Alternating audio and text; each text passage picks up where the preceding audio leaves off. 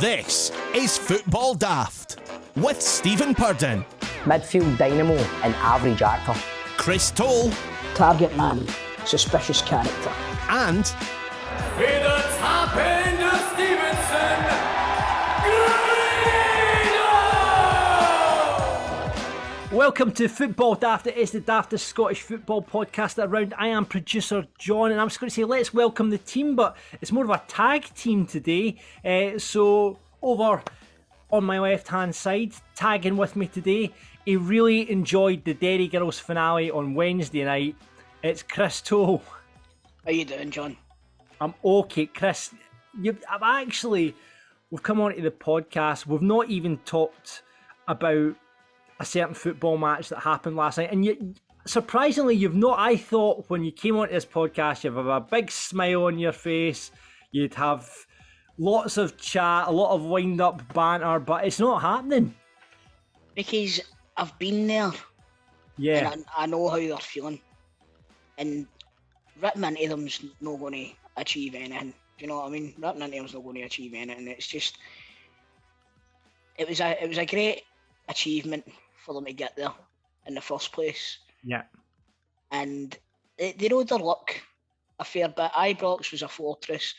And it turns out that your man that was on last week was absolutely right. You know what I mean? It's like, without the cauldron of Ibrox, they're not the team that they look to be when they are playing at Ibrox. So it was a great achievement for them to get there, but you know, that's their first Champions League qualifier out the way. So they've got another couple to go through. Obviously, Grado and Stephen are MIA.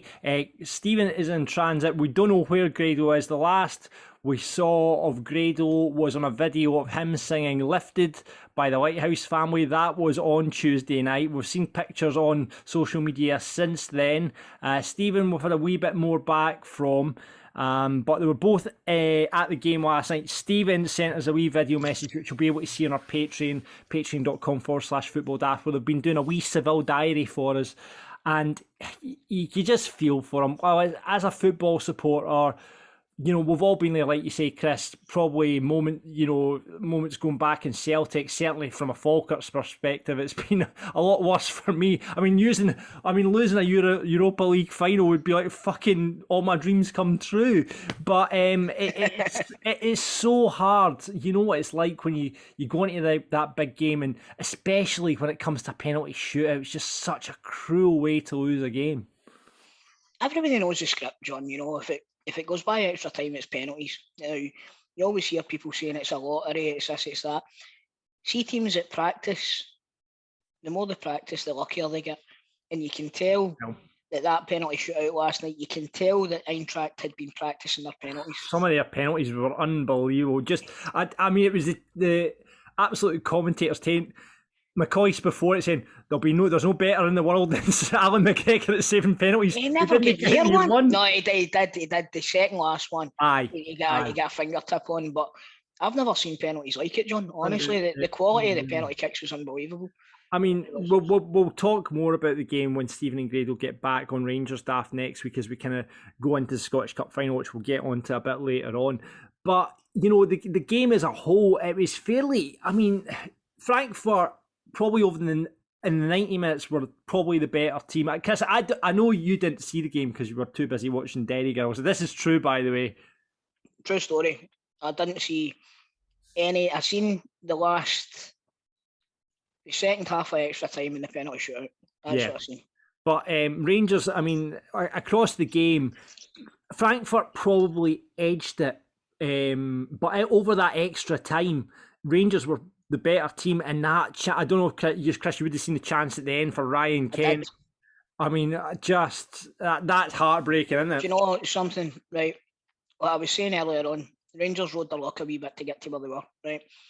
A lot of their goals were deflections and this, that, and the other, and even their goal last night, the defender trips himself up. Yeah, that was mental. He was like, take a dive. See, when Ryan Kent missed that chance, I knew that they weren't going to win it. I think you knew when it went to penalty shootouts and Aaron Ramsey was brought off the bench. Yep. You just, when he stepped up, you just thought, oh my God, this is written in the stars. Obviously all the celebrations that came with him signing for Rangers. Obviously, he's turned out not to be the player that they hoped he would be. Then he comes off the bench. I mean, I don't know if he kicked the ball before he kicked the penalties.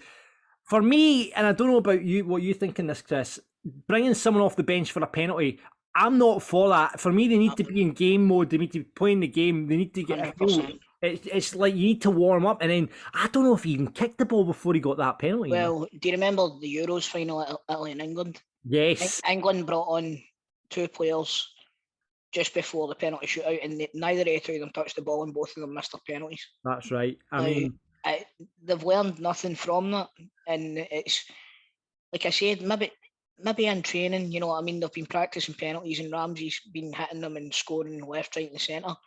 But it's different doing it on a training field than it is doing it in the cauldron that they were in last night. Yeah. You know what I mean. So, and by the way, it was a poor penalty. And in all fairness, it was a poor penalty, right? But I think it was Tavernier had the exact same penalty at the start, and it went in. So it's just your Donald what way the goalie goes, really. I mean, we're going to talk more and more about the Europa League final. We're going to be on Football Daft Focus today, talking to all Rangers supporters in the absence of Stephen and Grado, because obviously Grado is just, God knows where Grado is. But we'll be talking to a couple of Rangers supporters on Football Daft Focus a bit later on. I want to get more in depth with them, just to see where they're getting on. I think the subs last night were pretty poorly judged. I thought Kamar Roof should have been on a lot earlier. And actually, when you're bringing on the boy Sands in front of Aaron Ramsey, you're like, what? Strange moves.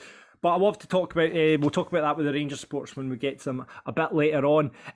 After the game, Giovanni Van Bronckhorst said, with penalties, it's a lottery. Chris, you would argue against that. Tonight, we went on the good side. I can't complain with everything my players gave today. If you play a lot of big finals, you'll have memories that last forever when you win them. But when you lose, it will hurt a lot. I lost a World Cup final. It's a big fucking clang there, Gio. We have to move on. We have a big game on Saturday, and next season, we have to start all over again. Like I say, we'll get into the Scottish Cup final a bit later on in the show as well, talk about that as well.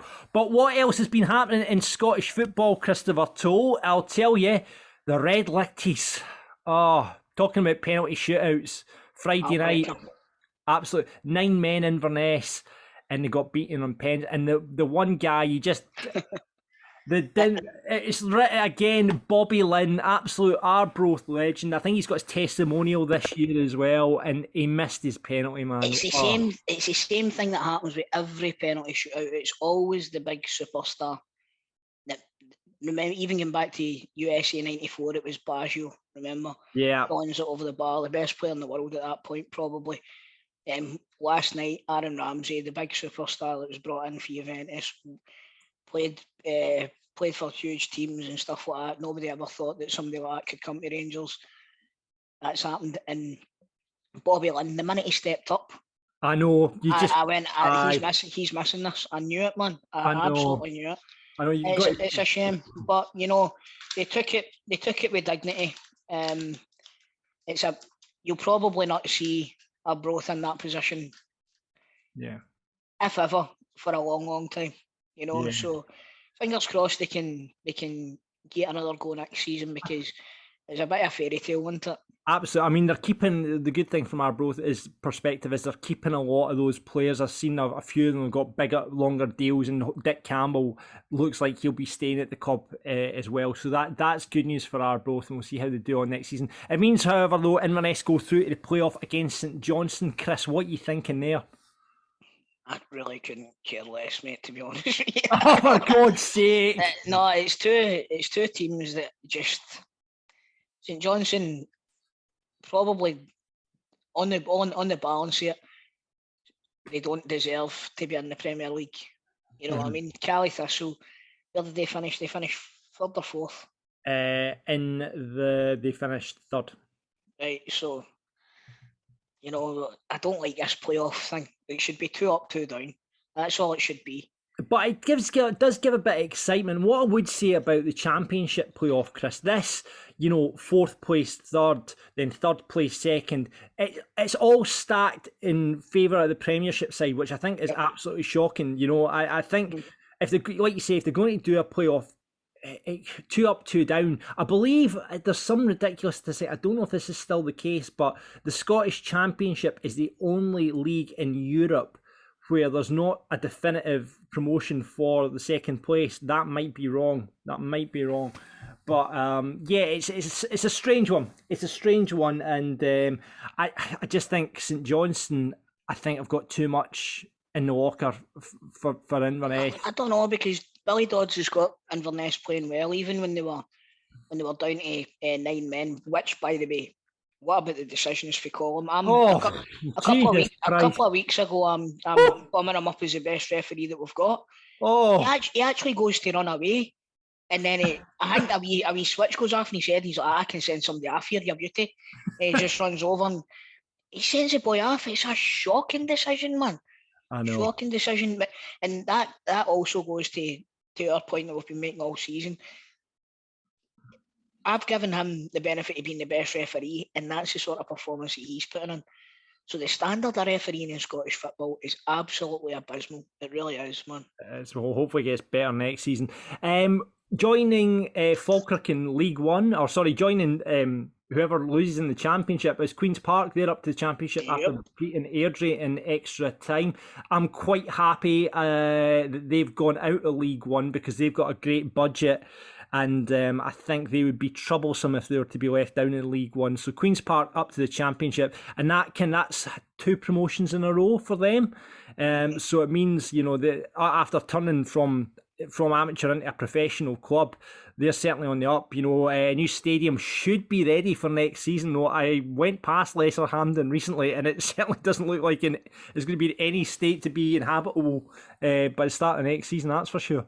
No, they might still be at Firhill again. I think Thistle have said, because of the state of the Firhill pitch this season, I think Thistle have said no to it, but we shall see what happens. I'm sure they'll get it sorted for next season. Edinburgh up into League One as well, looking forward to a wee away trip through, because they'll be in Meadowbank next season, the revamped Meadowbank and near Edinburgh, so a nice wee stadium, Meadowbank Stadium. Yeah. I mean, that's obviously old Meadowbank Thistle Stadium, which obviously turned into Livingston, and now they've revamped Meadowbank. So nice wee away trip that, Chris. I have to say, get off at Waverley, a few pints on the way down to the ground. It's a nice wee walk down to the ground. So I went to see the Foo Fighters in there. I've seen a couple of gigs there as well. Muse I went to see there. It's good. 9 Inch Nails.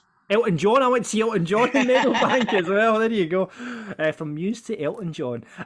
So that's it's all done and dusted now. We've only got the Scottish Cup left and the Championship playoff. So we will wait and see what happens over the next week or so. Other big news just breaking today is that Lee Johnson has signed a 4-year deal to become Hibs manager after an incredibly thorough and vigorous search, said Chairman Ron Gordon. He played for Hearts, he played for Kilmarnock. Do you remember him at either of the clubs, Chris? Did he have a baldy head? No, he doesn't have a baldy head, no. Nah, I don't remember him. No. Well, anyway, he has been in charge of Bristol City, Barnsley, Oldham, and was dismissed by Sunderland in January there. I don't know, I have to hold up my hands and don't know much about his time as a manager, but he's certainly, if he's been at Sunderland, he's going to, somebody else went from Sunderland to Hibs. Yeah, well, Jack Ross. Well, exactly. I'm just going to scout down to see if we can get his management career statistics and his win ratio. Here we go, Chris. Oldham 35% win ratio, Barnsley 39%. Bristol City 38%, and at Sunderland he had a 51.3% win ratio, but obviously at that club it needs to be more than that. So interesting appointment. Apparently, Ron Gordon said there were a number of high quality managers interested. We analysed them all thoroughly. The candidates were interviewed in depth before we unanimously came to the decision that Lee was perfect fit for us. You're shaking your head. The candidates were all thoroughly investigated and interviewed until we decided which one was the cheapest. That's what's happened there. Do you think there was any truth? I'd love to see if there was any truth in the Keane thing. I've heard the Cocu rumours. as well. Yeah, Koku, I heard, was getting interviewed. I heard Keane was getting interviewed. There was talk of Jean Dal Thomason. The Hibs supporters were getting very, very excited about that. No wonder. Yeah. No wonder. You know what I mean? Straight away, that gives a narrative to next season as well. Because Thomason obviously was a bit of that with Rangers when they put them out of the Champions League qualifiers. You know what I mean? So straight away, Rangers versus Hibs games are going to be huge events as well. But I just this just reeks of public to me. It does, John. Do you know what? Do you understand where I'm coming from? See, I know. I mean, again, I don't know how good how Lee Johnson's going to do. He might do well, but a 35 average there, you're looking at what, maybe at the most 40% win rate as a manager. It's not good enough. Yeah. And people, Hibs are a big side, right? But there's, when you're bringing in people like this, and especially an ex-Hearts player as well, what's happened to that club, man?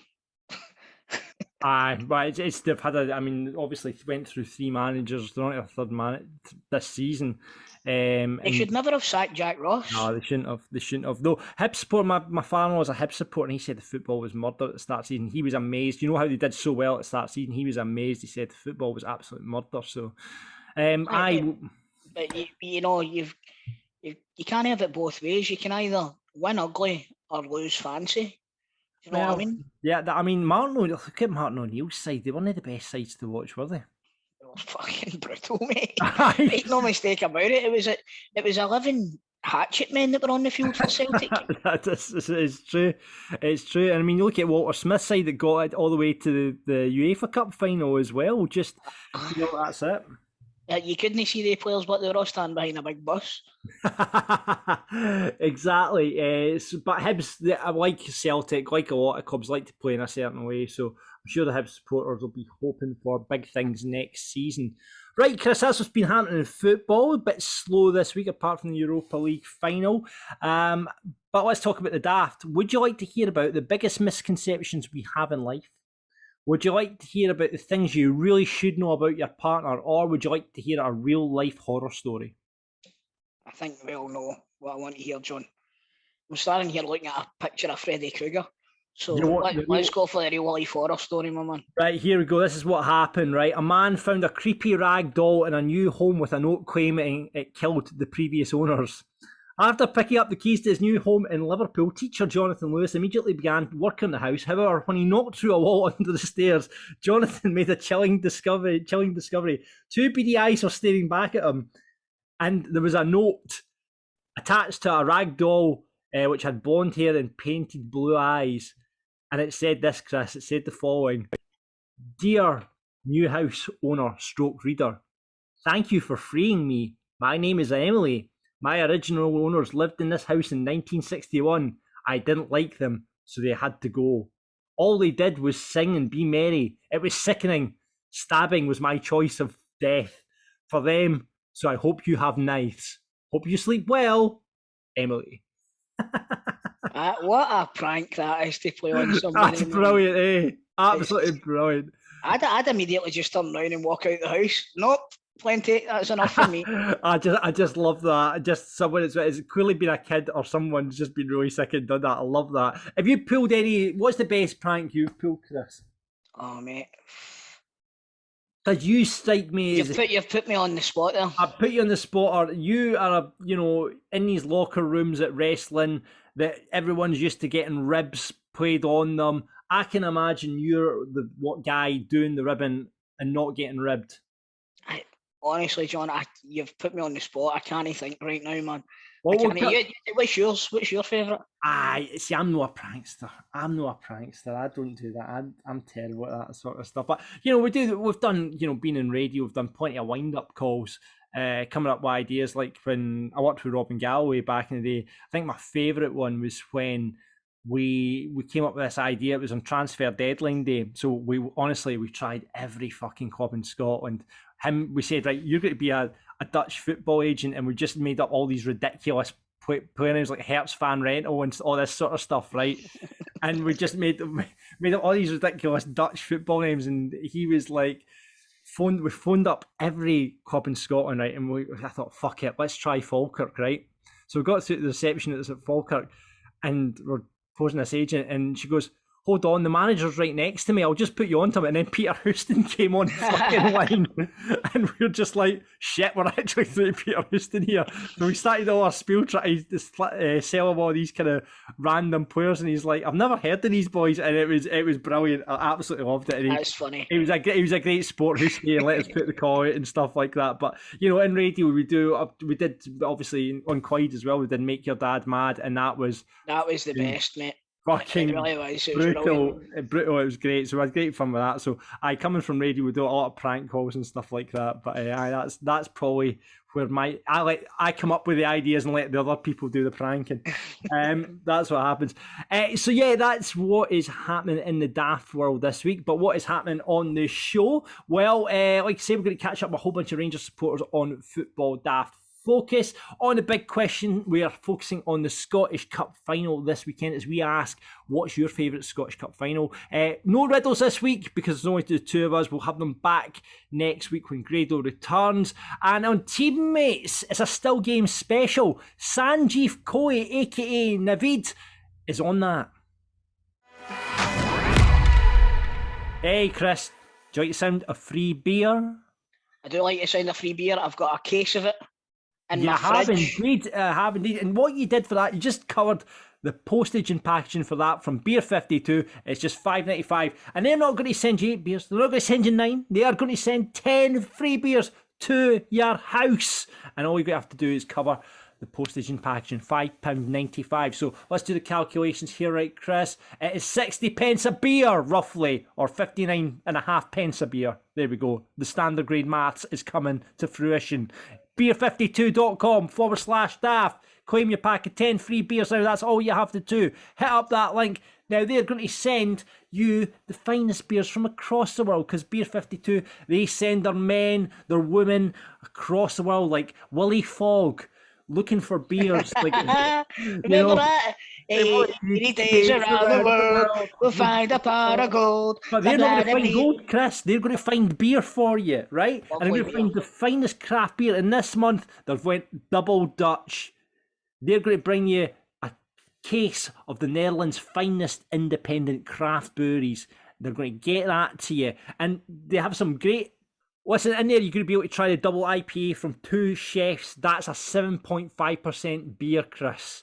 It's the back of your head's coming right off with one bottle, isn't it? Oh, yeah. I love a good strong beer like that, especially if it's in an IPA form.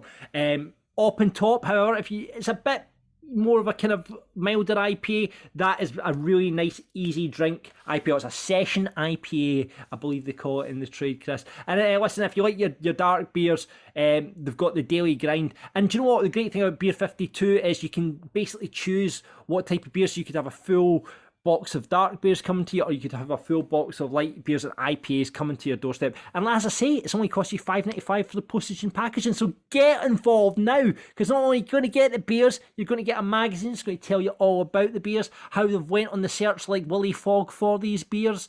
You'll get some tasty snacks. Chris, you're a big fan of the snacks that come with Beer 52. I do like the snacks, I must say, as you can probably tell by my belly.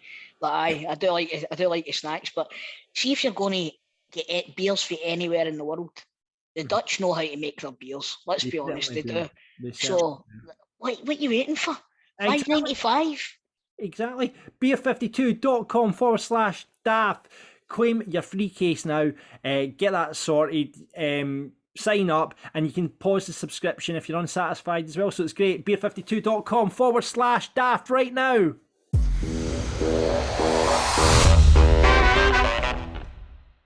It's now time for Football Daft Focus as we get into the big talking points of Scottish football, and there's no bigger than the Europa League Final between Rangers and Eintracht Frankfurt, which happened in Seville. As I said, Grado is MIA.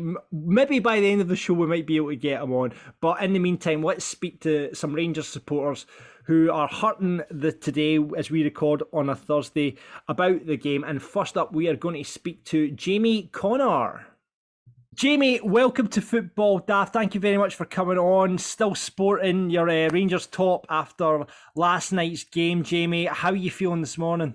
Yeah, just disappointed, devastated, really. There was a point there you think you're going to win it, and then the cruel hand of fate just snatches it from you. So, Oh no, I mean, you. What did you watch it, Jamie? I watched it. I was around my dad's house, so I watched it with him. Yeah. Where do you think? I mean, is it? I mean, obviously, the word I'm hearing from a lot of Rangers supporters today is very proud of the team. But is there anything you would have done differently if you were in charge of that team, Jamie? I think there was probably a couple of players that I think probably shouldn't have started. Right. Okay, that's interesting. I felt it was a bit odd that he went with Wright from the word go. I would have thought maybe he'd go Ramsey or Arfield straight off the bat. Yeah. I mean, obviously that was the team that played against Leipzig. Leipzig, yeah. Yeah, so he's went with that in mind. I thought it was, from a neutral's point of view, me and Chris were talking about it at the start of the show. It was unusual that he left Ramsey so late and he brought on Sands before. Yeah, no, I thought that was a bit odd as well. I think at that point, when it's one each and you need a goal to go and win it. To bring on a defensive substitution, I thought was a bit odd at that point. Yeah. Do you know what else as well? Do you know what baffled me? They brought Sakala on and then took him back off. Yeah. I think if they had left Sakala on and brought Roof on. I think the thing is, Chris, it's I don't see why you wouldn't have looked at Sakala to take a penalty anyway. Exactly, he's a striker. The guy's a striker, so it's like, yeah, it would have made sense. Is he not going to take one of them? So yeah, to put him off for 3 minutes to go of extra time, to put probably two of the better attacking players that we've got on the bench on with 3 minutes to go was a bit of an odd choice. Yeah. Yeah, any tears shed at the end, Jamie, or were you still was there was a lot of tears? Yeah, a lot of tears shed at the end. It's quite funny actually because it's a bit like because we obviously tried to get out of Seville, but it was obviously just a hell of a nightmare. Yeah. I said to the old man this morning, I said it's a bit like we weren't out there because when we lost, he went straight to bed. I think half the stadium went straight to bed as well. They didn't even wait to see them getting their medals. What was it me or? Jamie, did you find it as well? I'd love to hear from someone that's inside the stadium. I think we've got someone coming on that was actually in the stadium, but it seemed that the Frankfurt fans were out singing the Rangers support, even though it was like 70% of the stadium seemed to be Rangers fans. Yeah. Maybe it was just the audio on the telly or where the mics were positioned. But no, do you know what it was, John? It was the angle of the cameras because see when the stadium emptied, it was easily half and half. Right. I think there was sections of the crowd that were mixed as well. Do you know what I mean? Mm-hmm. But I have seen some criticism on Rangers Twitter today of the crowd being a bit quiet. But I'd be interested to hear what it was like from someone inside the stadium. But it was just from the telly perspective. It did seem like the Rangers supporters were a bit quiet. I do know there was one bit actually watching it on BT where it sounded like it was almost like you could hear Rangers singing and it just cut. Yeah. Yeah. So like there was something up with the mics or anything like that. But maybe it was the content of the fucking songs that we're singing, mate.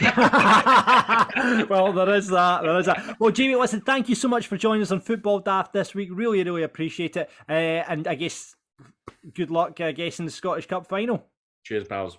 Thanks, Jamie. All the best, mate. Chris, let's move on to our next caller. It is Ryan Dunbar. Ryan, welcome to Football Daft. You've been on before. How are you feeling today, pal? See, to be honest, John, optimistic. Optimistic. This is good, Ryan. You're taking something from the negative. I like this. Why are you optimistic, Ryan? Because I don't know if you looked in the Discord. I had a wee chat with Tom before I come on. I said, and I'm prepared for ridicule for this, but last night and the journey we've had this season, I don't see any reason as to why we can't do that. We won't do that again in the next 5 to 10 years. Christopher Toll, you disagree with this? I do disagree. This is a one-off, man. It's a one-off. I know for a fact that I'll never see Celtic in another European final. I know for a fact I won't. So I don't know where you're getting this from. I really don't. you rode your luck pretty much the whole way to the final. The last 3 rounds, I wouldn't say they rode their luck. They did, John. They lost away from home the last 3 rounds, right? I thought their performance, for what I've seen, I watched the highlights afterwards. I thought they played pretty well. Like John says, maybe over the first 90, Frankfurt were the better team, but in extra time, Rangers were definitely the better team, and they were unlucky. Any other night, that cross into Ryan Kent, it's a goal. It just, it just so happened that that the what do you call it? Was it Taft or something? What was the goalie called again? Kevin Trapp. Trapp. That's what it was. He was kind of lucky, but like I said to John at the start of the show, you kind of make your own luck in these situations. And I thought when you get the free kick right at the end, I was like, this is written. It's absolutely written in stone. Tavernier's putting this into the top corner, but again, the goalie managed to save it. But he's were unlucky, Ryan. He's were unlucky. But I don't see he's getting that far again, to be honest with you. Oh, I've just set myself up for another one of the fucking of course videos, you have, Chris. Of course you have. Yeah, of course you have. Ryan, so just I guess give us your summation in a kind of sentence. How are you feeling today? All right, to be honest with you. Obviously hurting, but listen, we go to a European final, and we don't just go to a European final. 2 European finals in less than 20 years. It's saying something. That for a club of our size and stature, and I'm going to say it, even to 2003, including Celtic and that, for the 2 Scottish clubs to be in 3 European finals in the 20 years, inside 20 years, is just outstanding. Clubs of our size should never be in that situation. I know what you're saying, Ryan, but I disagree because I think they're 2 massive clubs, mate. They're 2 massive clubs.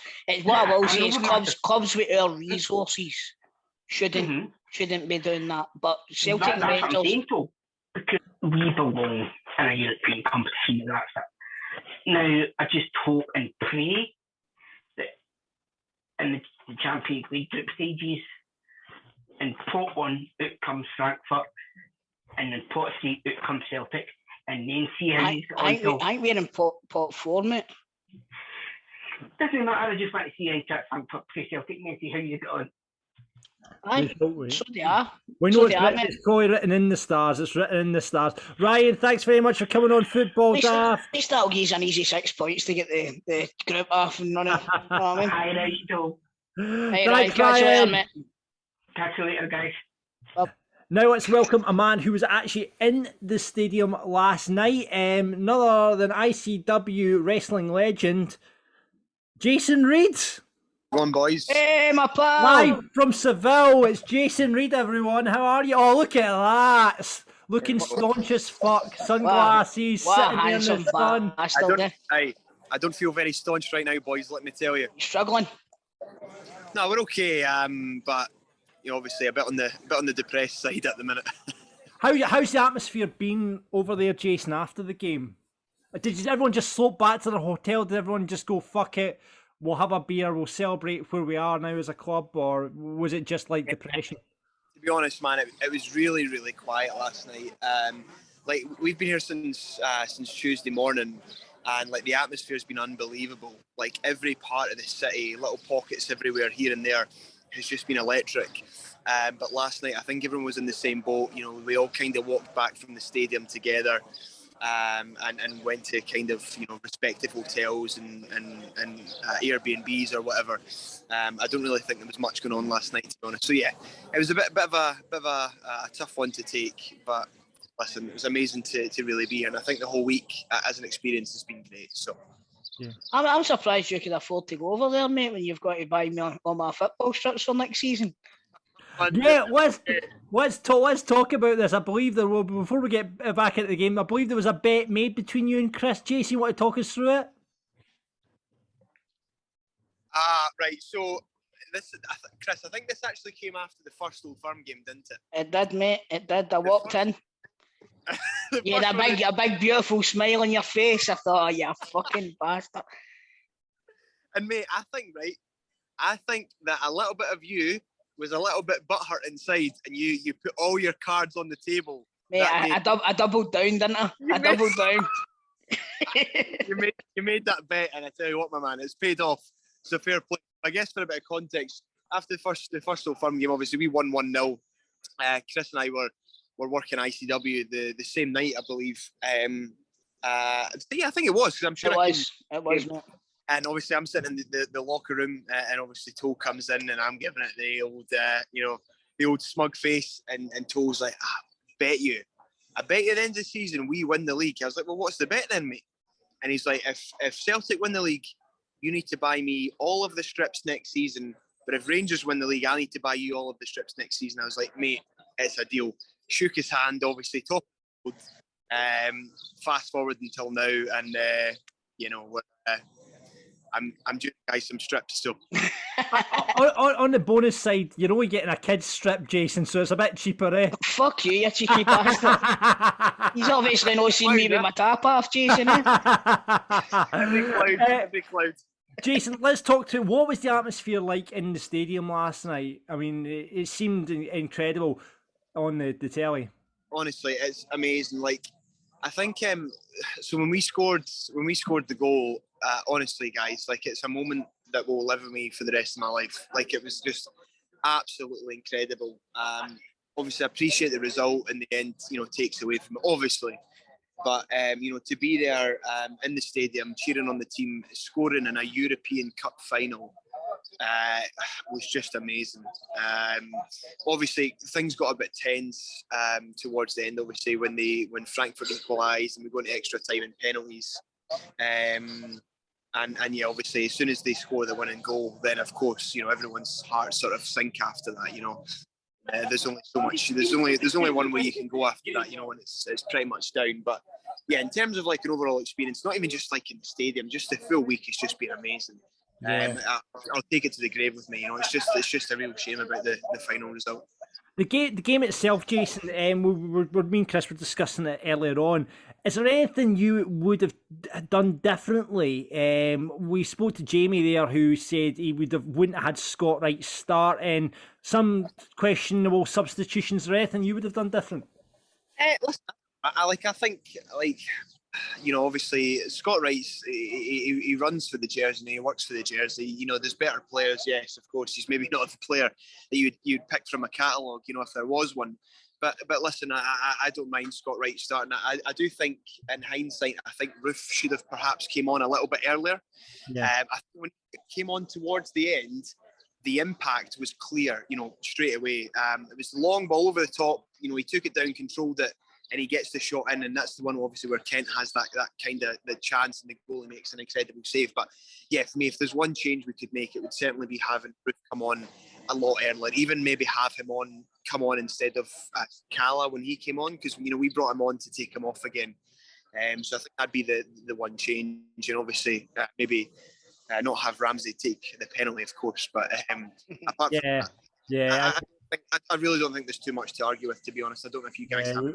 We talked about the Ramsey situation. Surprising that obviously Sands came on in front of him, and obviously we were talking about that whole thing of when a player is brought off the bench to take a penalty, and they're not kind of in game mode, if you like. They need that time to get into the game. Yeah, I mean, and it's difficult because if you think on paper, if you've got a penalty shootout for a European Cup, and there's a list of players that you want to take a pressure penalty, Aaron Ramsey is probably quite up there, being frank. But, it wasn't to be. Any one of the guys could have missed that penalty. It's just really unfortunate that, obviously his was the one that was saved. Yeah. My dad said to you at the start of the season, you'd be committed for this sentence at the start of the season, that Rangers at the end of the season will be in the Europa League Final and Aaron Ramsey will miss the winning penalty. That you get committed for saying that at the start of the season. No, it's mental, to be fair. And I think there's so much conversation that takes place, like from both sets of fans in Glasgow, about what would you prefer, like, a European final or the league. and I appreciate it. It probably changes somewhat now that we've lost. Yeah. Like, to obviously experience that final has just been incredible. I think both sets of fans are really lucky in that they're able to see their team like win the league. Whereas we're not as fortunate to see our teams compete in a European final as regular as that. So, I think I would definitely take this experience again. It's just a real shame that we weren't able to get it over the line. Well, you better hope that you get to the European final next season, because you aren't winning the fucking league. I'll tell you that for nothing. No more bets on strips, brother. That's not do you think the team can pick themselves up for the Scottish Cup final? Because it could go one or two ways. That this is our season now, the Scottish Cup final, and picking up that trophy. This is our season now, or it could go the other way. That they'll find it hard to pick themselves up from that defeat. What do you think? Go, Jason. Do you know what? It could be hard. It could be very, very hard, because I don't doubt for a minute that the players are probably just as gutted as the fans. So it's going to be hard to pick themselves up for it. But unfortunately, playing at a club like Rangers, you have absolutely no choice but to pick yourself up and go again. This is the obviously last game of this season, a chance to win some silverware, a trophy outside of the league, which we've not been able to do obviously in a number of years, which everyone knows. So yeah, to finish off on somewhat of a high would be a decent end to the season, I think. So Is it true that Rangers winning the Scottish Cup would be the biggest achievement for a Scottish team in history? I tell you what, so that's been 7 minutes. I expected it a lot sooner, so fair play. Well, I'll let you go, Jason. Go out and buy that Celtic top for toll. Just get him a wee Schneider one. Get him a wee. Go on to DH Gate. Give me one of the fakies for Spain. Remember the ones? Go get a fakie for Seville. I tell you what, so the deal was I had to buy him the strips. There was nothing in the clause about what's printed on the back of them. No! Yes! Well played, that one. Jason, thanks for coming on Football Daft. All the best, mate. Enjoy the rest of your trip. Pleasure. Chris, see you next weekend, my man. Thanks very much. Yeah, will do, buddy. All the See you best. soon. Cheers, Bye-bye. guys. Cheers.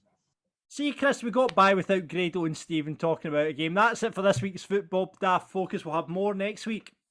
Football Daft's big question. Right, Chris, Rangers need to pick themselves up this Saturday, as we spoke about there, as they face a very potent Hearts side in the Scottish Cup. First chance to win a Scottish Cup since 2009 when they beat Falkirk.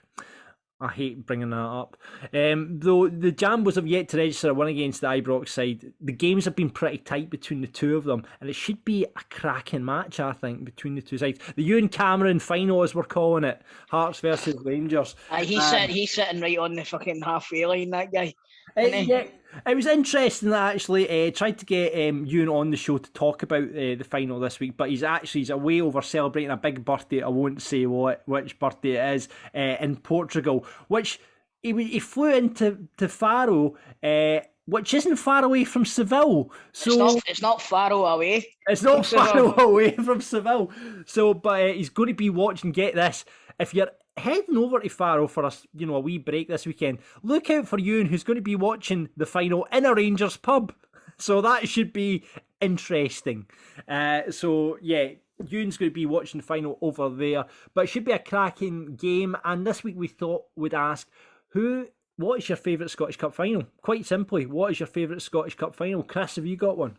I think I've spoke about it on the show before, John, and it's probably the cup final that got me interested in football. And I know what you're going for. Dundee United and Motherwell. Yeah. It was tremendous, man. It really was. For the start to the finish, it was all action, fucking blood and thunder the whole way. It was great. And I'm sitting down thinking, I love this. This is brilliant. This is exciting. Is that what got you into football then? Yeah. More or less, mate. Aye. To be honest with you, it was more or less what got me into football. And I remember watching it in my auntie's house, and funnily enough, my cousin was taping it. Like he was recording it on the video. And anytime I would go up to my auntie's, I would look the video out and put it on and watch the full game again. That's brilliant. I loved it, man. I loved it.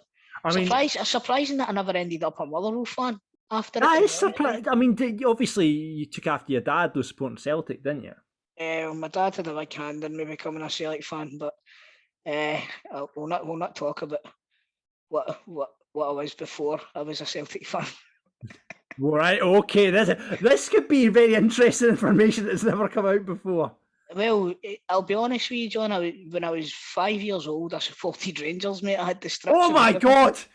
Hold on a minute. This revelation is the Stephen and Grado are aware of this. Aye, I've told them before. Aye, they know. And I sat in because when I was a young boy, right, like they didn't think I was going to make it. They thought I was going to die. Yeah. Right? Right. And on my fifth birthday, my mum and dad took me to Ibrox. For my dad's. Oh, I remember you telling this story. My dad was always a huge Celtic fan. Obviously, he was in Lisbon and what have you. But he didn't mind the fact that I had decided I liked Rangers because my cousins were Rangers fans. Right. And I was, because my cousin was a great footballer and stuff, I was like, right, I'll support Rangers as well. I was only 5, do you know what I mean? I didn't know any better. And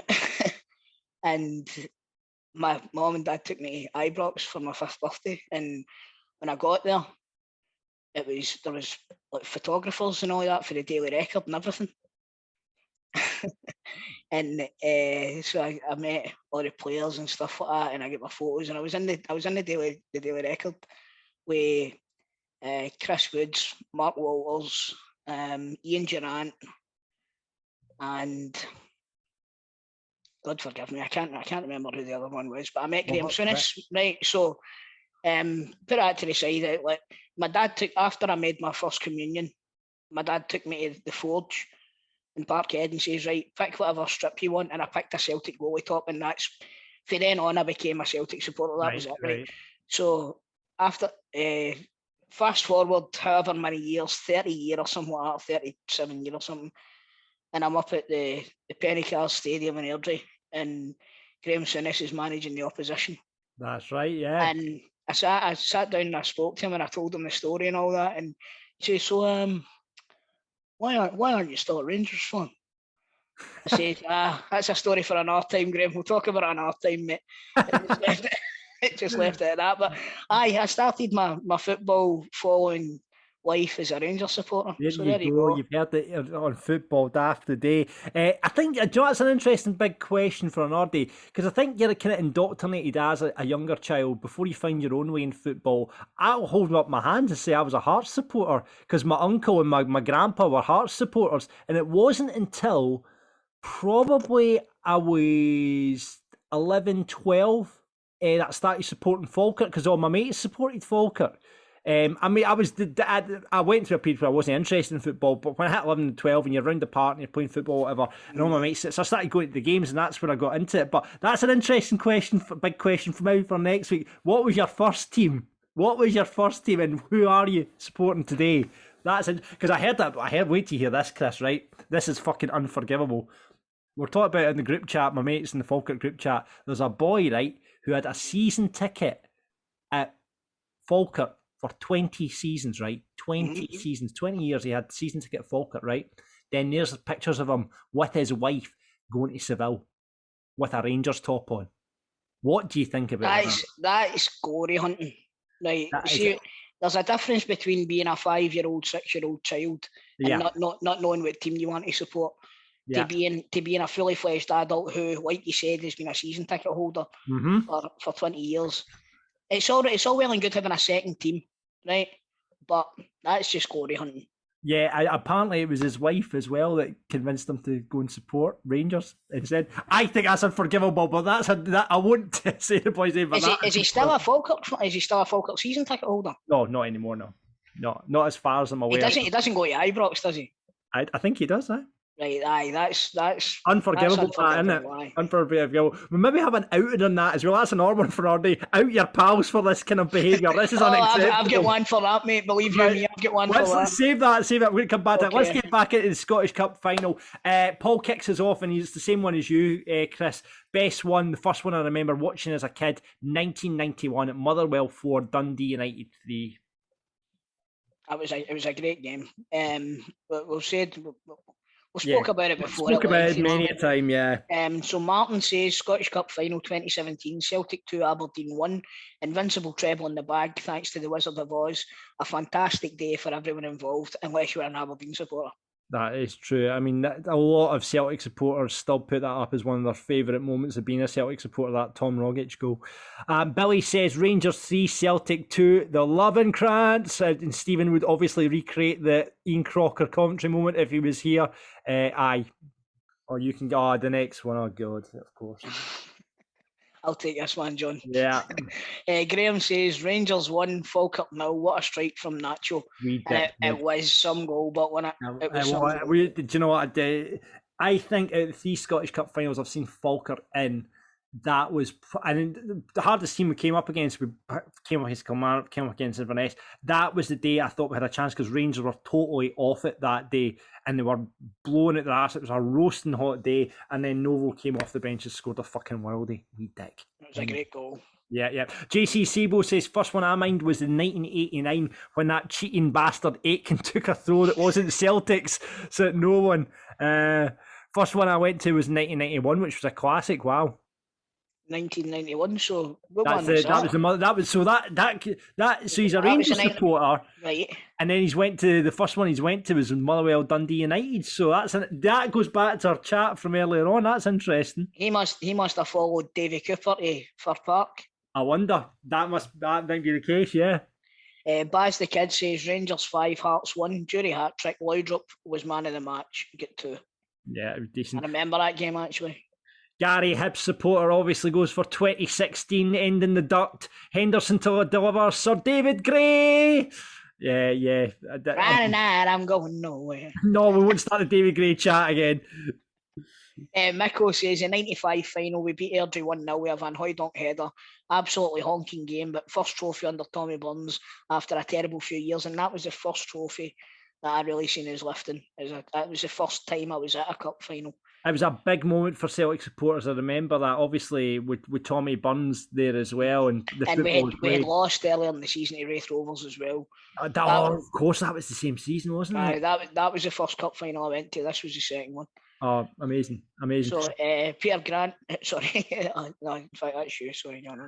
Grant says 2001 capped off a cracking treble season. Larson double, yellow kit in the sun. Or 2004, Henrik's last dance.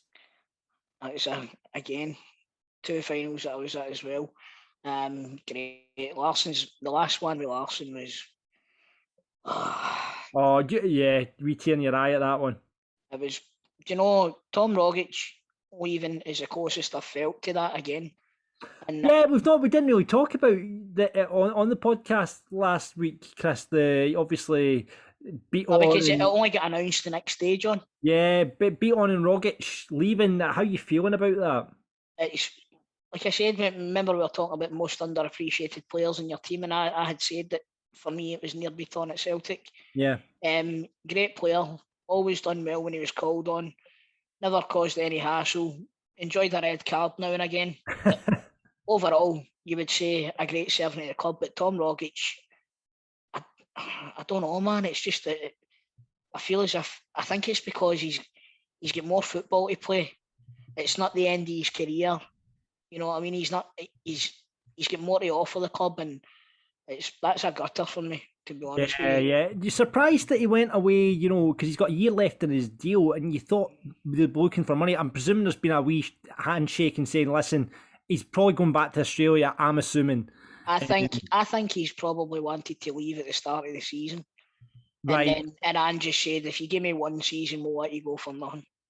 Yeah, you know I mean? It's going to have been something like that. But he's been what a servant for the club. And Chris, in modern day football, you don't get now guys that do 9 years at a club, do you? I mean, no, you don't. It's so well done to Tom Rogic. You'll hear more about Celtic on Celtic Daft, which you can hear from this week as well, where Chris and Ryan go onto the feed, and you'll be able to hear all that chat. Oh, you cutting that last one out, John? Aye. What's that? No, sorry, we got one more to go. I was wondering because I was thinking that you were definitely cutting it out due to the fact that it's Gilgamesh says Inverness humping Falkirk in 2015 in the middle of the banter years. Right now, Gilgamesh, right? It wasn't a humping. It was a 2-1-1, and it was absolutely a fucking knife in my heart, that one. That was the worst one to take, because we were up a man.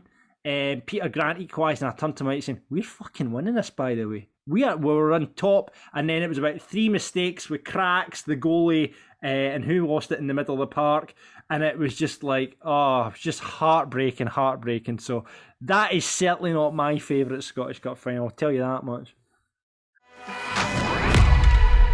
It's a player profile playoff with piesports.com. They are bringing you pies to your door every single week. And I think they'll be continuing in the off-season as well. So even though the football stops, the pies don't. You can get your fans' favourites on there. Scotch, steak and gravy, macaroni, sausage and steak is an absolute belt. And of course, the one we all rave about, the doner kebab pie.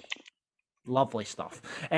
If you're not online, get them 0141 739 9999. That's 0141 739 9999. They'll deliver to. John, see if they're not online, they're not listening to this. This is a very good point, Chris. It's a very good point. If you're not online, you aren't listening to this. But if you like talking to people, maybe they're just lonely. Someone's lonely and they want to phone up and talk to the person. Maybe you don't want to give your bank account details over the internet. Yeah, exactly. Maybe, exactly, Chris. Exactly. Give them a call 0141 739 9999. Every week on Football Daft, of course, we like to give away some pies to a worthy listener, and that man today is Celtic supporter Martin. How you doing, Martin? I'm good, mate. How obviously, there's obviously no Rangers supporters left in Scotland, so it was clearly going to be a Celtic supporter this week on the pie game. It's got to be. Chris watched Derry Girls last night, Martin. Did you watch the game? Well, I thought it was quite hard on them, wasn't it? I mean, Northampton put in a good shout and they just lost the playoffs. I mean, they didn't really perform well in the first leg, so I don't know. Themselves to blame. So, but did you watch the Rangers game? I should have rephrased that. I was watching the scores. Let's just say that I was making sure they didn't lift that trophy. But when that penalty shootout came and old Hod my crutches came up for that penalty, that was just magnificent, wasn't it? That was. Yeah, I'll tell you something, right? I was sitting watching the second half. I only seen the second half of the game, the extra time and the penalties, right?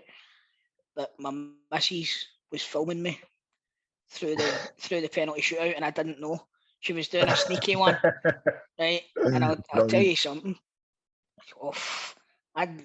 Nobody will ever see this footage. Nobody will ever come on, Chris! I think the patrons have got to see this footage. What do you call the boy that scored the winning penalty? What was his name? Bora. See whatever his first name was. Yeah. I'm talking to the telly as if he's my pal. Come on, you. Say his name's Carlos or whatever. Come on, Carlos. You can't miss this one. Come on, you. Please. But then my next door neighbour's a big Rangers fan, right? And they've after the final whistles went, fair play to them. They're out in the street and they've got their fucking flares and everything, and they're just having a party. Do you know what I mean? So fair play to them, man. Fair play, but please, I had to celebrate. Sorry, on you go. We need to see this footage, Martin. This needs to be available to the patrons, Chris. Come on. Mate. Listen, I would get cancelled. I can edit. It's okay, Chris. I can edit. I'm not. No, listen, no. Right. Okay.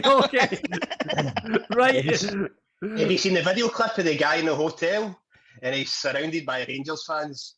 That mob scored the goal. He's bouncing up straight away. Fucking roundies. Honestly, it was a full Rangers fans there everywhere. He's the only Celtic fan jumping about with his son. It's brilliant. What a hero. Brave man. That's a brave man. Anyway, right, let's get toning about these pies and see if we can win you some pies here, Martin. Right, you'll know how the game works. It's a bit different this week. So basically, Scottish Cup final weekend, I am going to be looking for players that have scored the winner in a Scottish Cup final. Okay, I'm going to give you this kind of description of the game, and you've got to tell me who was the scorer. Okay. Fuck's sake, this is going to be hard. It's not, Chris. It's not. You'll get it. Right. So basically, that's the game. What's your buzzer going to be, Martin? Champions. Chris. I know you're good at I can never remember that. Belinda, you went for Belinda. All right, okay. Right, so first of two wins, guys. If you come in and you get it wrong, play continues with the other person. Here we go. This striker scored the winning goal for Rangers after they were pegged back to 2-2 after going 2-0 up against Queen's Park. It was his second goal of the game and came from a header from a DeMarcus Beasley corner. The score finished 3-2. Champions. What you got, Martin? Yelovich. It wasn't Yelovich, no. Melinda. Chris. Boyd. Well done, 1-0. Queen's Park. Mr. Sad Face. Tell you what, that was a good game as well. Queen's Park against Rangers back in the day. That was a cracker. Right, you better be quick in this one, boys, because this is a Celtic one. This was to be Martin O'Neill's last game in charge as Celtic faced Dundee United tour. Melinda. Thompson. Oh, well played. You pulled that one out the bag. Well played. Martin, it's a whitewash, man. 2-0. Oh, that's what I was dreading. But I couldn't have lost it to a better person, to be fair. That's nice. He's buttered you up, Chris. Are you going to give him the pies? No. I'll share them with you. All right, then. All right, you can have the pies, man. There you go, brothers in arms. Brothers in arms. Brilliant. Well, listen, thanks a lot for coming on, Martin. And remember, cheers for having me. If you want pies, you can sort them out, piesports.com. Chris, it is time for the football daft moment of the week, and last week's results are in.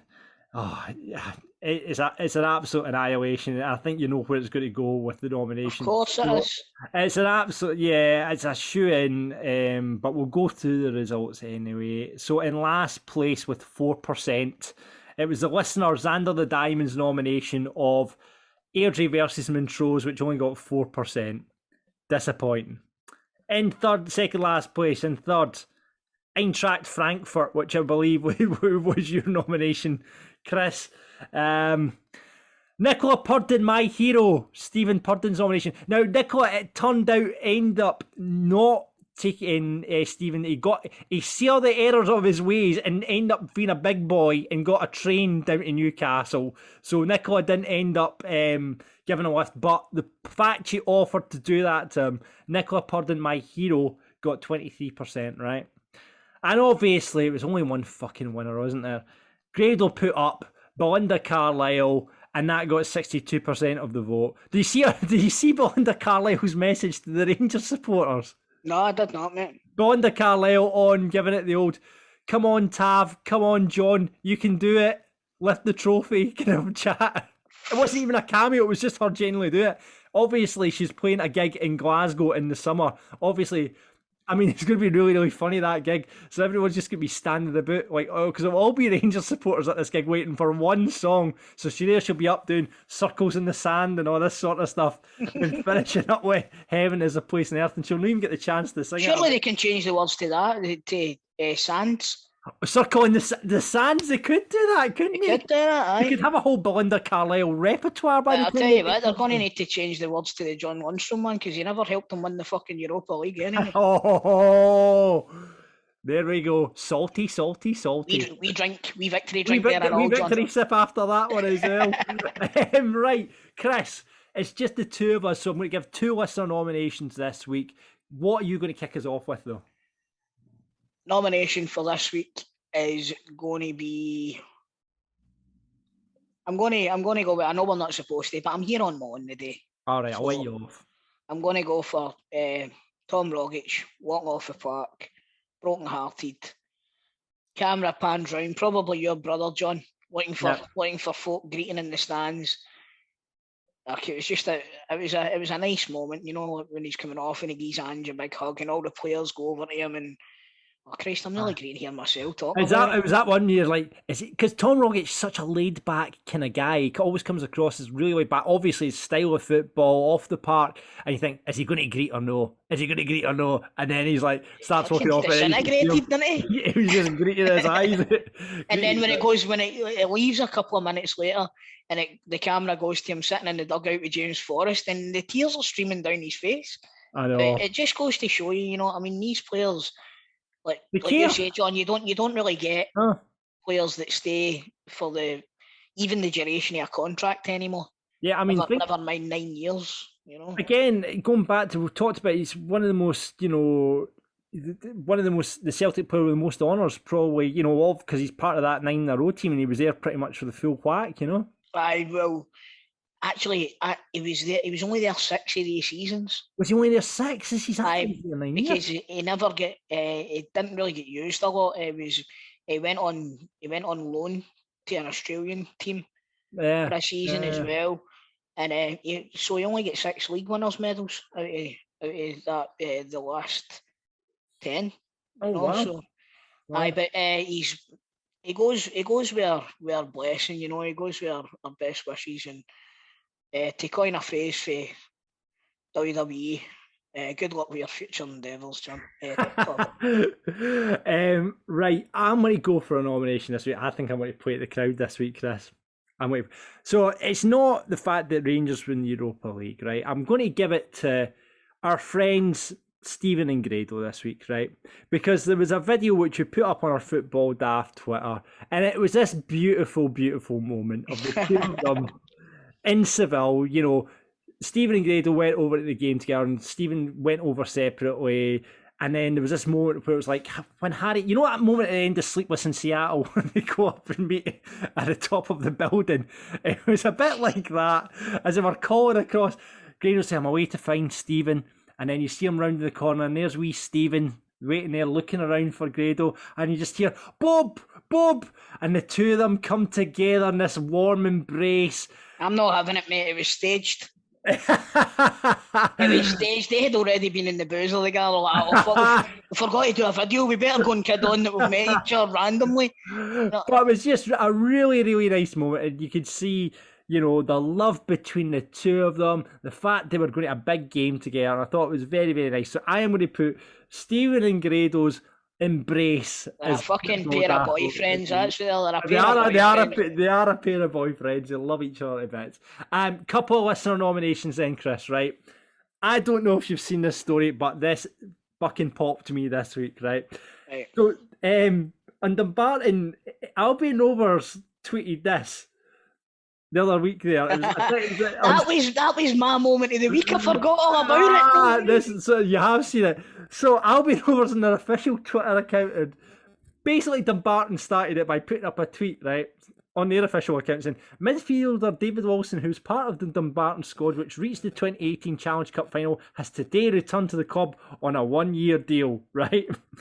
Albion Rovers have quote tweeted this tweet from Dumbarton and saying, so David Wilson is leaving us for at Dumbarton FC. Nice of him to let the club know. Lol. It is absolutely brutal. Absolutely brutal. The thing is, though, if his contract's up, but you surely go back. You surely go. I mean, maybe it's been Albion Rovers' fault for not signing them up or addressing the situation. But surely you go to the club first. By the way, thanks for everything you've done for me this year, but I'm going off to Dumbarton to sign a contract with them. But he's just fucking turned up at Dumbarton, and it's suddenly on their Twitter, and they're like, it was absolutely brilliant. So they're calling Albion versus Dumbarton next season in League 2 the David Wilson Derby. So that'll be pretty heated next season in League 2. Right, another nomination is coming from the listeners, and this one comes from David, right? This is a belter. It's a Twitter account, right? Get this followed, Chris, because I've been on it. It's fucking brilliant. It's called Dreadful Man of the Match Presentations. And there is a picture of Sahid Benrahma, who's won man of the match in the Carabao Cup, right? So there's a picture of him, right? So he's got a wee kind of plaque, Carabao Cup man of the match, right? And on the other hand, he won a copy of Crash Bandicoot 2 on the PlayStation 4. So his man of the match presentation is Carabao Cup and Crash Bandicoot on the PS4 as his man of the match. Now, this harks back, and you'll see it on this account as well. Do you remember, Chris, when Connor Salmon won man of the match, and it was sponsored by Papa John's. You get a pizza after it. He was playing for Partick Thistle at the time. It was, wasn't he? right? Yeah. And he got a pizza at the end of it, which is a brilliant, because there's this picture of Connor Salmon who looks hard as fuck, right? And he's looking raging, he's standing with this pizza. It is my favourite. I tell you what, I don't know why he's raging. You'd be delighted with that. What about the one, who won the Iron Brew Cup as it was then, and they got a bottle of Iron Brew presented them as the man of the match?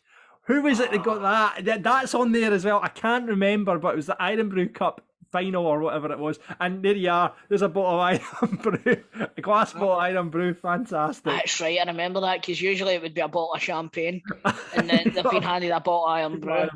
Class, absolute class. So that is David's nomination for your moment of the week. So that is your Football Daft moments of the week to vote on. Chris, what is yours? Bye-bye, Tom. Bye-bye, Tom.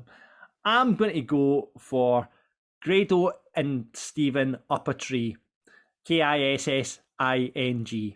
And then we've got the one listener nomination we have from Simo. We have the David Wilson Derby, Albion Rovers and Dumbarton's new feud over David Wilson.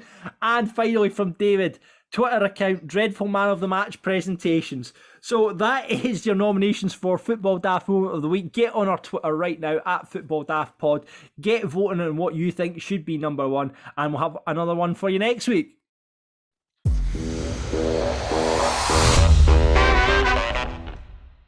Remember now, you can get more content from Football Daft on our Patreon. And up there right now, Chris, we have the Seville Diaries. Though, I have to say, we got part one, we got part two. You've seen them, Chris. We've had the journey of both Grado and Stephen Hen to Seville. We've had them pissed on the Tuesday. However, it did go very quiet on the Wednesday. So we didn't get any kind of, stuff on the way to the ground. We didn't get anything from the stadium. We got a very tearful message from Stephen after the game, looking thoroughly depressed in Seville Airport.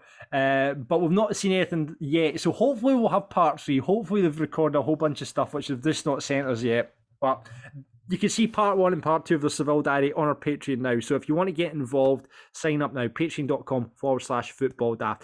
Big news coming soon on live shows. We're hoping to do something. I'm in talks with a great venue to do it in. So I'm hoping... I cannot fucking wait. If we can get this live show happening, it'll be an absolute belter. We're really looking forward to getting that. We're also going to have a reorganised FIFA tournament soon because... that should have been today, shouldn't it? That should have been today as we record this podcast on the 19th of May. But obviously, the Europa League Final got in the way of that. So we'll be reorganising that. So if you want to get involved with that, just sign up to our Patreon. You're going to get the video version. You're going to get Rangers and the Celtic Daft video versions. You're going to be able to get cameos from the boys. All that stuff is available now at Patreon. Patreon.com/football daft. And obviously up there at the moment, you get access to all our previous posts, including our teammate section. And this week, or it was about a year ago actually, we did this interview with Still Games Sanjeev Kohli. It was a cracking interview, great chat, and we asked him a lot of questions about Still Game. Worst dressed. Well, I write with Donny McCleary, and see, the thing is, I don't say that it's an insult because he doesn't. I care too much about what I wear, and Donny couldn't give a. Donny doesn't he? Didn't he know? Donald Duck does, yeah. I mean, it's mostly kind of science fiction t-shirts and cargo pants, and that's fine. Best of luck to him. It's not how I roll. But I'm, he refreshingly doesn't care what he wears, so I'm going to say Donny McCleary. Good on him. Moniest. Moniest. Oh, mate. I worked with a couple of actors. I can't even name them, but we were in a production together, and they clearly thought they were the stars of the production. And the weird thing was it Jordan Young? No, you haven't worked with either of them, and none of you worked with either of them. But I can't name them because I really don't like them. So what was really funny was that this was 15 years ago. So everyone's on the wiki. What did Sandberg have gone 15 years ago? But they came from down south, and Hale and Pace. I'm not going to say no, but it's not like but they were very talented actors, and but they clearly thought this was their gig, right? And what was funny was that we were out filming once. We were on location, and all this swarm of kids came over to get pictures with me, and honestly, their noses couldn't have been more out of joint. Love it. Love it. So that was quite funny. Brilliant. That's brilliant. But no, I can't name no, unfortunately. So Helen I need Pace. it. I'd be gutted if I thought Helen Pace for a pair of bits. They were good, man. Aye. Was it Sam and Bastard, Mark? Was it Sam and Mark? Was it Sam and Mark? Was Isn't it that Sam the and name Mark? of Fishmonger? Sam and Mark. Was it Dick and Dom? I'd be annoyed if they were Aye. unpleasant. I like Dick and Dom. That'd be a bit heartbreaking if they were Mooney. That would be. Dick and Dom? Aye. Who do you want to back you up in a fight? Of all the people I've worked with. Well, Apart from myself. Apart from yourself, I've seen you play football. You've got very quick feet, so you'd scarper pretty quickly. I'd be off, mate. But also, I've noticed you're very hard to get off the ball. Got a nice low centre of gravity and quite strong. But I have heard a story that when Jordan Young, that you all know, was doing Black Watch, and he's working with Paul Higgins, the brilliant Paul Higgins. If you don't know who Paul Higgins is, he's Jamie out of the thick of it, and he's brilliant anyway. And they were working on Black Watch, and word got out that Jordan did martial arts. I don't know if he still does, but he certainly used to. He did that a lot when he was younger, and I think he still kind of dabbles in it does. slightly. So Paul said, they were in a bar, right? Punch me really hard, and Jordan says that's not a good idea. Paul says, "Come on, punch me." Paul's fit as a flea. You wouldn't want to punch that Paul Higgins guy, wouldn't you? Because he's quite a kind of nice fella. Aye. But then if he's asked you, if he said to you, it's a deal breaker. If you don't punch me, we can't be friends. That gives you a moral dilemma, does it not, Grado? So what he did was, Paul said to Jordan, "No, come on, I really, really want you to punch me." And so Jordan did. He gave him one of them. And I've heard this from Paul's side. Paul flew backwards for about 3 yards. He was actually airborne. Aye. So I think I'd quite like Jordan in my corner. Aye. That must be the story Grado was talking about earlier on, Stevie. Get me mixed up going flying. It was Paul Higgins. So Jordan is I've been I wouldn't. The thing about Jordan is he's such a nice fella. He's not going to get involved in a scrape. No, he's got a temper, but he's got a short fuse. I've never pushed him. I see. I'm quite passive aggressive myself. Aye. I'm one of those guys that will hold a grudge for 30 years, and then I'll show up at your funeral, and I'll say something then. Do you know what I mean? So, listen, all you standing around here crying, that man was an arsehole. Exactly. Jordan Young is the answer to that question, and the next question brings more nicely to the next question. Best looking. Okay, right. This is interesting, right? First series of Fags, Mags and Bags, which is our Radio 4 sitcom, and Gus Beattie, the producer, said that he managed to get a hold of Kayvan Novak, the phone jacker.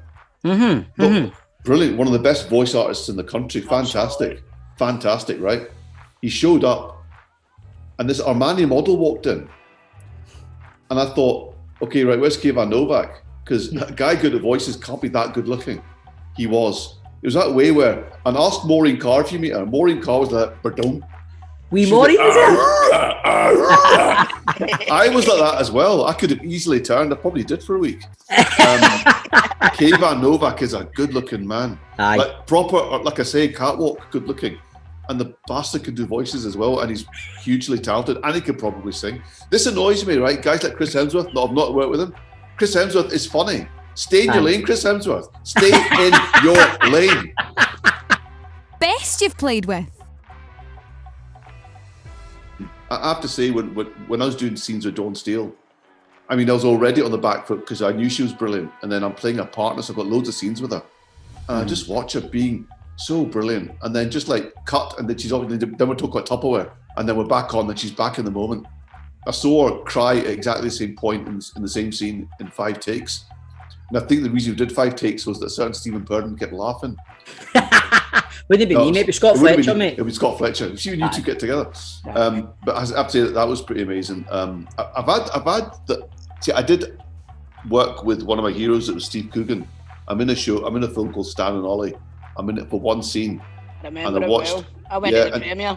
Oh, because you were there at Coke Ridge. I went to the premiere, Aye. So how good is Steve Coogan as Stan Laurel? So good, man. And how good is John C. Reilly as? I loved the film. I thought the whole film was tremendous. It's a beautiful film, isn't it? Yeah. It's an under-promoted movie. That movie should have been in the Oscar running and stuff like that. Well, do you not think, Chris, that there's so much affection for Laurel and Hardy that it was underpromoted? Mm-hmm. People would have absolutely flocked to see that film, I think. Absolutely. You're right, it went under the radar a bit, but I would recommend it to anyone. I mean, ignore the Asian guy that's supposed to be the manager of the Glasgow Empire, right? The rest of the film is brilliant, and they are fantastic. I bet you were the only one that got a cheer. I know. when you came up on the screen, everybody was like, "Hey!" You got to play the Ouija card now and then, you know what I mean? Who never gets the round in? Me. I am as tight as Nigel Farage's arse, Mr. Gale Bulgaria. No, I have this kind of genetic tightness that comes from an immigrant family, and also my dad's really tight. I had to be actually trained by my own wife to, why are we not taking the gift that person's asked? It's not the Asian way. Just gonna buy a gift, but it's why are you not buying around? Because I'm also the youngest of three boys. I was always like, what's everyone else doing? And so I'm trying to mend my ways, but I think I'm probably the tightest person I know. I think one of the first times I met you was in the GFT, and you were sitting in the bar. Waiting. I says, can I buy you a beer? And your eyes lit up like a fucking Christmas tree. I was sitting there giving off that vibe that I'm Scotland's most favourite shopkeeper, and I shouldn't have to put my hand in my pocket. And it generally works. Biggest bam-up merchant? Biggest wind-up merchant? Paul Riley. Paul Riley, and now what was it? He managed to get a fake number plate onto Mark Cox's car, which just said ball bag, and Mark didn't notice for a full day, and he was getting flashed and waved at on the M8, and he thought, I must be looking particularly handsome today. But Paul somehow, to this day, I don't know where he got it, had got this ball bag number plate onto his car, and I don't know how he managed it. So Paul, he's lucky he never get done for it. No, I know. Because you could, on a technicality, you could absolutely get done for that, couldn't you? So I know Paul's a bit of a wind-up merchant. Also, Greg Hempel as well. Aye. He brought this thing on. So we were rehearsing for Still Game Live, and we were rehearsing at this kind of gym hall just in town in the church. And he brought this spray that his son had bought online, and it's actually called Liquid Ass. Have you heard of it?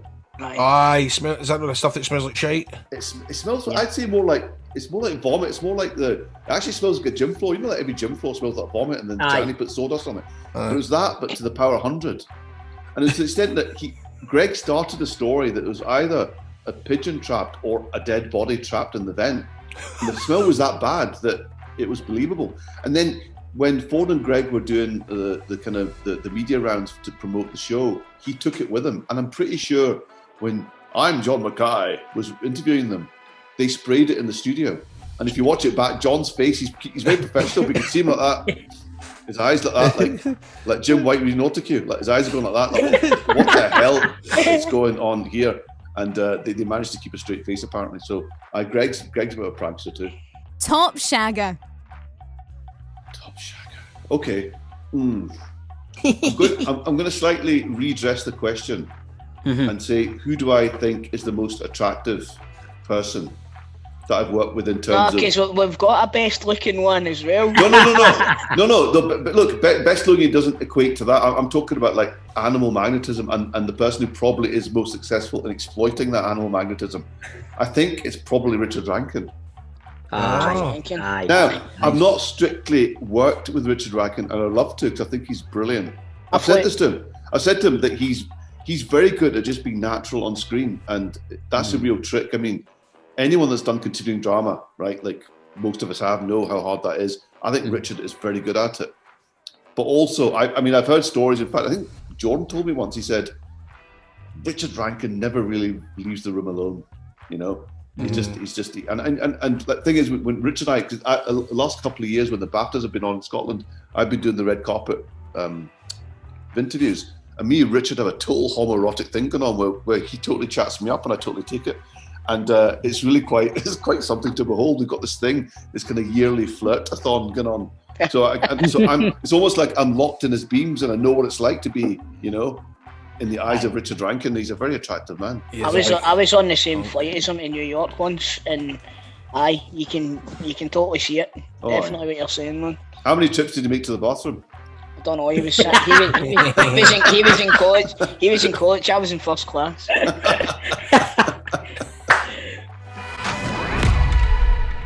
that's been it for us on Football Daft. Thank you very much for listening. Couple of games like we spoke about still to come to finish off the season here in Scotland.